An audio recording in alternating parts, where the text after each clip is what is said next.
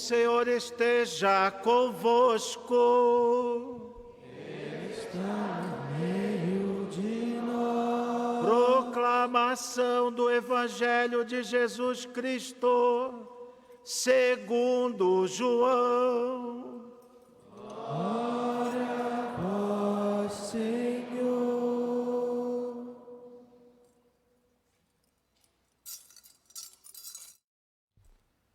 No primeiro dia da semana, Maria Madalena foi ao túmulo de Jesus, bem de madrugada, quando ainda estava escuro, e viu que a pedra tinha sido retirada do túmulo. Então, ela saiu correndo e foi encontrar Simão Pedro e outro discípulo, aquele que Jesus amava. E lhe disse: tiraram o Senhor do túmulo e não sabemos onde puseram. Saíram então Pedro e outro discípulo e foram ao túmulo. Os dois corriam juntos, mas o outro discípulo correu mais depressa do que Pedro e chegou primeiro ao túmulo. Olhando para dentro, viu as faixas de linho no chão, mas não entrou. Chegou também Simão Pedro, que vinha correndo atrás, e entrou no túmulo. Viu as faixas de linho deitadas no chão e o pano que tinha estado sobre a cabeça de Jesus, não posto com faixas, mas enrolado num lugar à parte. Então entrou também o outro discípulo, que tinha chegado primeiro ao túmulo. Ele viu e acreditou. De fato, eles ainda não tinham compreendido a Escritura, segundo a qual ele deveria ressuscitar dos mortos. Palavra da salvação.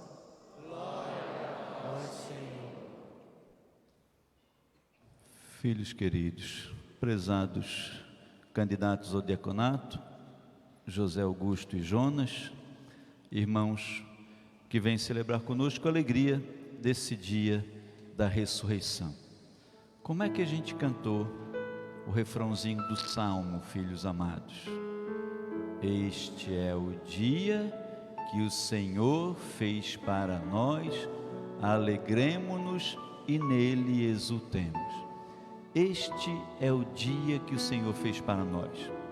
Nós vivemos esse grande dia, é um grande dia. Quem participou conosco toda a Semana Santa, de manhã eu fiz a pergunta que vou fazer agora também. Tem alguém na igreja que participou toda a Semana Santa, desde domingo de Ramos até domingo de Páscoa? Levanta a mãozinha. Olha quanta gente, uma salva de palmas para esse povo santo de Deus. Bendito seja. Grande Semana Santa. E quem participou de todo o tríduo, quinta, sexta, sábado e hoje aqui?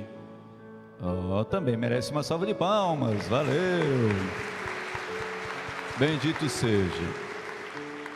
Quem participou conosco toda a Semana Santa,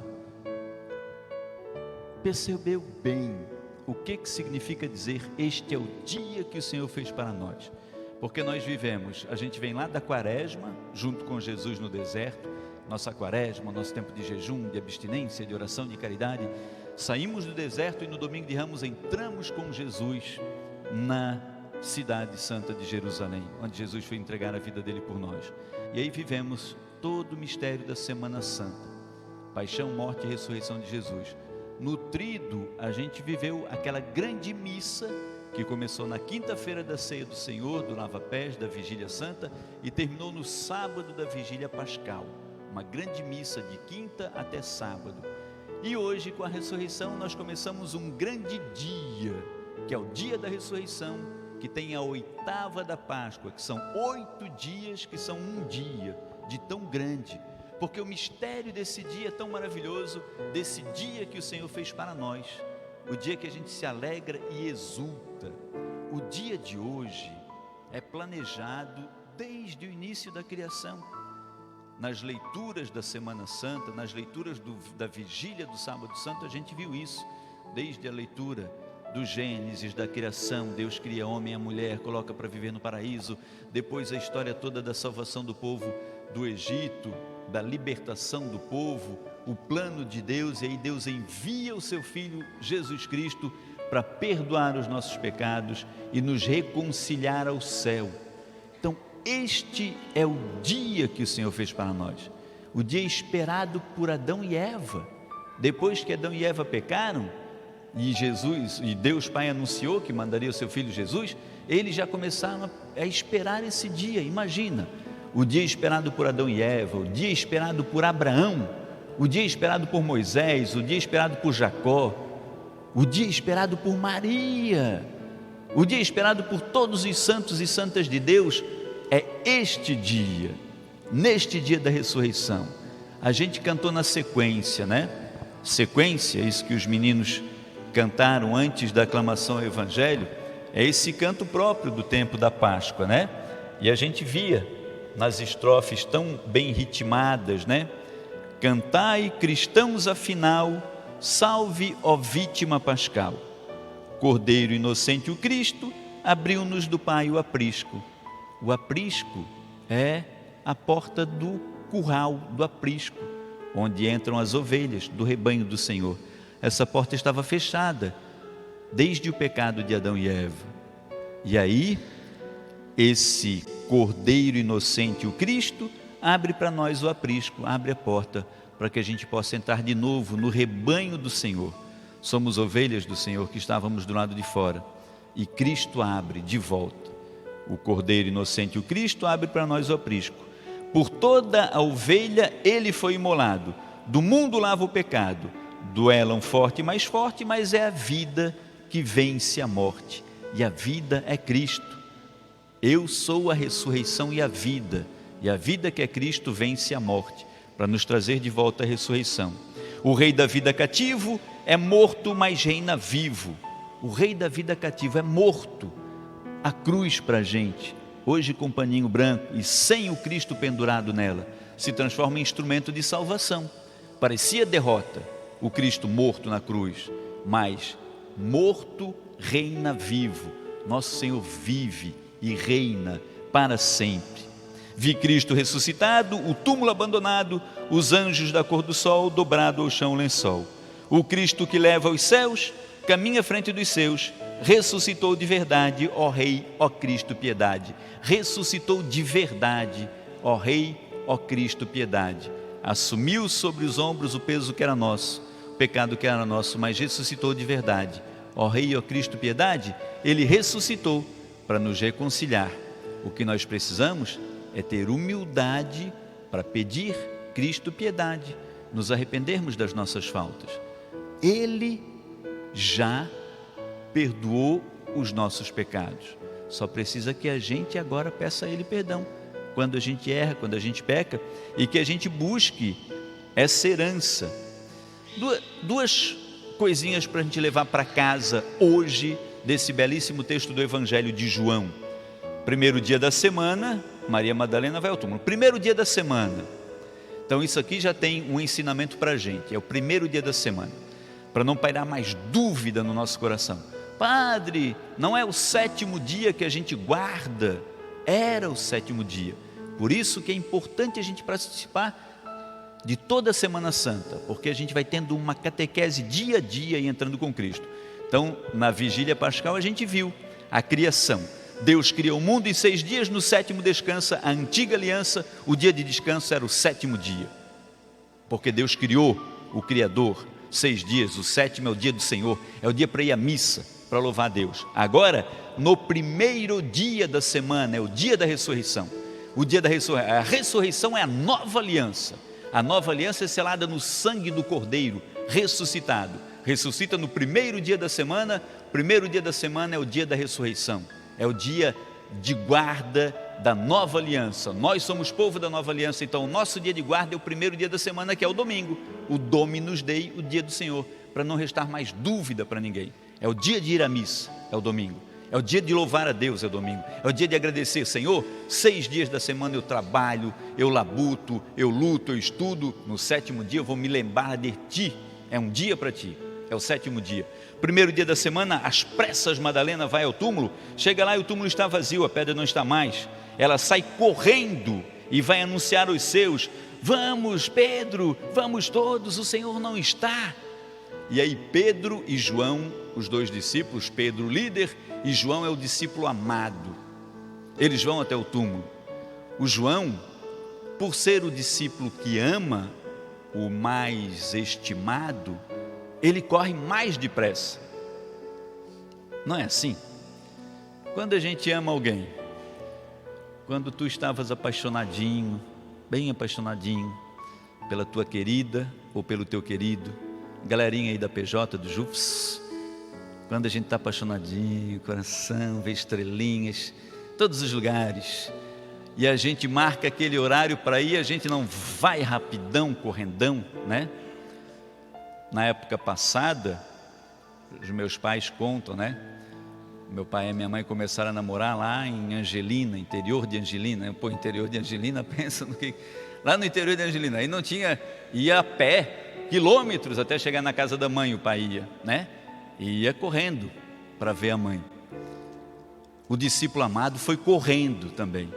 Correu, porque ama. Quem mais ama, corre mais na direção do seu amado.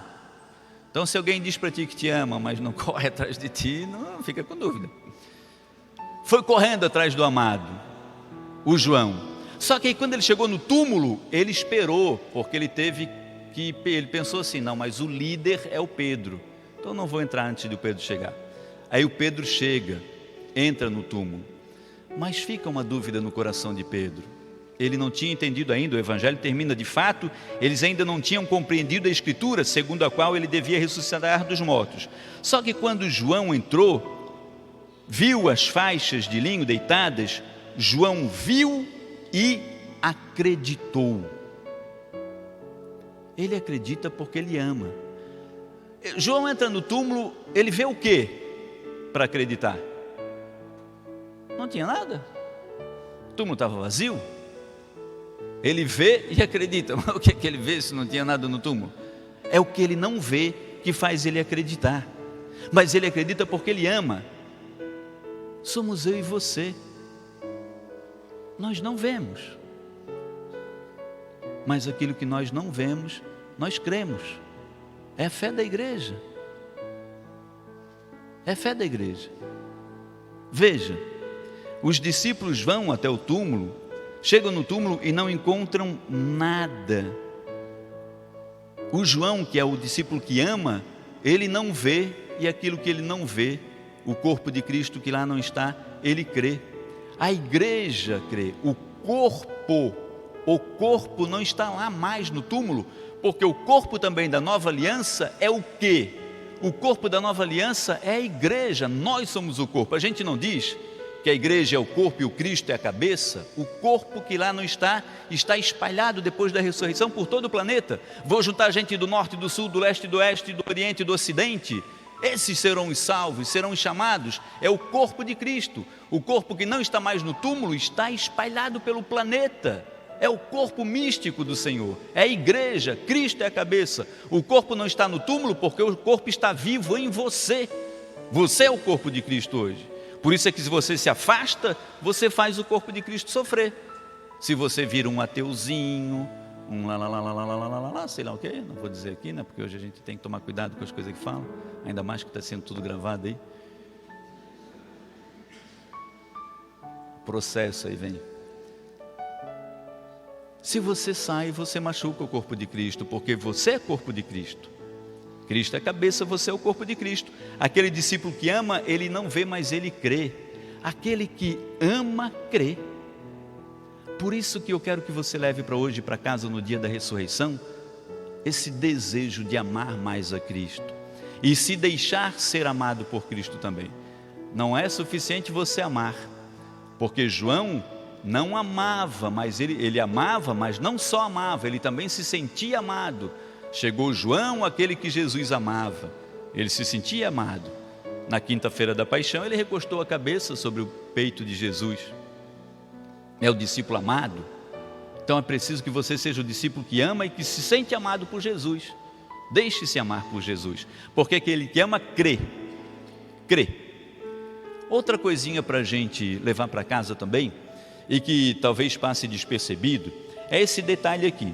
Eles entraram, viram as faixas de linho, os lençóis que cobriam o corpo de Jesus, deitados no chão, jogados à parte, mas o pano que tinha estado sobre a cabeça de Jesus, não jogado no chão com as faixas, mas enrolado num lugar à parte. Aí eu pergunto, o que é que fez o evangelista gastar tinta? E olha que a tinta naquele tempo era complicado de fazer, era das ervas e das coisas das árvores ou de sangue dos animais. Gastar papel, e naquele tempo não tinha papelzinho ofício, era pergaminho. O que é que fez ele gastar tinta e papel para escrever que os lençóis estavam jogados no chão, mas que o pano do rosto de Jesus estava dobradinho à parte? Para que perder tempo e escrever uma besteira dessa? O que interessa saber que o pano, o lençol estava jogado no chão e o pano da cabeça de Jesus estava à parte, dobrado com cuidado do lado? Para a gente não tem muito sentido hoje. O que interessa saber isso? Mas na época, o evangelista que escreveu, para aquele povo da sua época, ele sabia o que ele estava dizendo. E é importante que a gente entenda também. Na época de Jesus, o povo daquela região lá, e a gente vê em vários momentos da Sagrada Escritura, havia os senhores e os seus escravos, né? Tanto que na quinta-feira da paixão, Jesus se coloca no lugar do escravo, lavando os pés dos seus. Ele que é Senhor, eu sou o Senhor e te lavo os pés. Então os senhores tinham os seus escravos. E o escravo, ele preparava a mesa do seu senhor, colocava lá todas as louças, a refeição, toda a comidinha do seu senhor, deixava um pano para o seu senhor, onde o seu senhor ia secar a mão, limpar a boca, e o escravo ficava à parte, ele não podia mais se aproximar da mesa do seu senhor, enquanto o seu senhor tomava a refeição. E ele não podia nem aparecer muito, ele ficava meio escondidinho lá, olhando, para ver se o seu senhor ia precisar de alguma coisa e tal, e para recolher a mesa. Como que ele entendia que ele podia recolher a mesa? O seu senhor comia, pegava aquele paninho, secava a boca, secava a barba, secava as mãozinhas e deixava aquele pano todo enrolado lá sobre a mesa, se levantava, o escravo olhava e via aquele pano todo enrolado, ele sabia, posso ir lá arrumar a mesa, porque o meu senhor já comeu, não vai mais voltar para a mesa. Agora, se o senhor levantasse, mas deixasse o paninho dobradinho, todo certinho em cima da mesa, o escravo não se aproximava da mesa, porque aquele pano dobradinho sobre a mesa significava que o Senhor ia voltar. Então o que faz o evangelista perder tempo escrevendo esse detalhe é para deixar claro para a gente que no dia da ressurreição o Senhor sobe ao céu, mas deixa mais um sinal, entre tantas as profecias, porque que eles estão diante do fato, mas eles ainda não compreenderam a Escritura que dizia que o Senhor ia ressuscitar. Então, mais uma vez, Jesus deixa um detalhe, paninho arrumadinho, para que aqueles que entrassem entendessem, eu vou voltar. Ressuscitei, subiu aos céus, mas vou voltar. E daqui a pouquinho, na nossa profissão de fé, nós vamos rezar isso, dizendo, creio em Deus Pai Todo-Poderoso, em Jesus Cristo, que subiu ao céu e que vai voltar para julgar vivos e mortos. 2 recadinhos para a gente guardar dessa Semana Santa, do domingo da ressurreição. Nosso Senhor nos ama e para nós creiamos nele, nós precisamos quanto mais nos sentirmos amados e nos deixarmos amar por ele. E a certeza de que ele vai voltar. E essa certeza faz a gente aprender com São Paulo. Esse texto de Colossenses que diz, se você ressuscitou com Cristo, e você ressuscitou com Cristo, nós na vigília pascal a gente abençoa a água da ressurreição, a água que desceu do corpo de Cristo da cruz, junto com o sangue, a água do batismo, que nos batiza para a vida nova, mergulhamos o círio pascal, que é a vela do santo batismo, na água, porque o Cristo da água, a água que brota do lado aberto do Senhor, que traz o batismo, para que a gente seja batizado com Cristo e viva para a eternidade, uma vida nova, que brota do lado do Senhor, o sangue da Eucaristia, da nova aliança, o sangue e o pão de Cristo, a vela luz de Cristo, que simboliza o círio pascal, vida nova do batismo. Então, se você que é batizado, você morreu com Cristo, desceu à mansão dos mortos, mas o batismo te dá vida nova.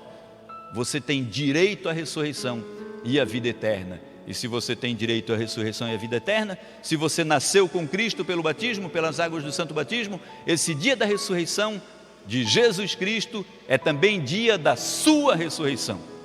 E se você ressuscitou com Cristo, Paulo diz: buscai as coisas do alto. Não fica preso nas coisas da terra, não fica brigando por migalha, por pedaço de terra, por apartamento, por casa, por relógio de ouro, por camisa de grife, por sapato de cor alemão. Não, pensa nas coisas do alto, pensa nas pessoas que são de Deus, pensa no irmão que caminha com você, pensa naquilo que você tem que vai levar para a vida eterna, pensa naquilo que vai fazer diferença para você na eternidade. O que vai ficar aqui, as taças vão comer, ou os seus filhos vão ficar brigando uns com os outros, se estapeando por causa das roupas que você deixou, do paletó e da calça jeans e não sei o que mais. Não se preocupa com as coisas da terra, dá às coisas aquilo que é o peso devido para as coisas. Não supervaloriza, não gasta a sua vida, não perde tempo. A vida é um sopro, Quando a gente nasce, eu acho que mais ou menos assim, eu não sei direito, né? Mas eu acho que é mais ou menos isso. Quando a gente nasce, né? A gente sai lá da barriguinha da mamãe, pelo cordão umbilical, aí o médico dá um tapinha na bundinha da gente, não é? Teft. Eu não me lembro mais, eu era tão pequenininho, mas acho que é mais ou menos isso.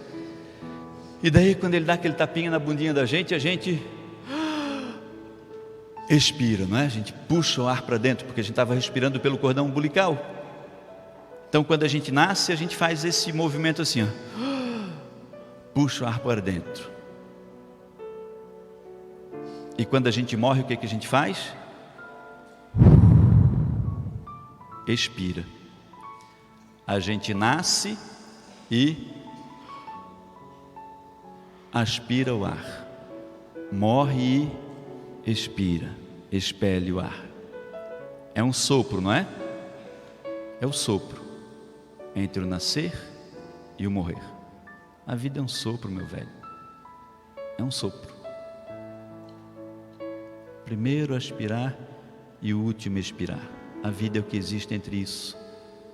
Pode perguntar para os cabecinha branca aqui, ó, se eles sentiram os anos passar. Então, não perde tempo. Aprende com a ressurreição de Jesus. É Páscoa.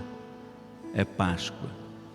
A vida aqui é um sopro de vida. Que a palavra de Deus, nesse dia da ressurreição, nos ajude a ganhar a vida eterna. Amém.